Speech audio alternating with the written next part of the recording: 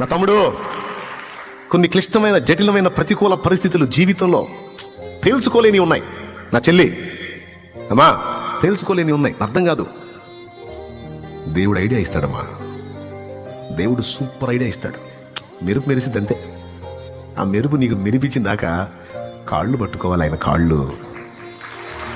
నాకు తెలివి లేదయ్యా, నా జ్ఞానం లేదయ్యా, నేను ఎలా డీల్ చేసుకోవాలో నాకు అర్థం కావట్లేదయ్యా, ఎటుపోయి పడుతున్నానో, ఏమవుతుందో, ఏ విధంగా సెట్ చేద్దామన్నా నా వల్ల కావటం లేదా.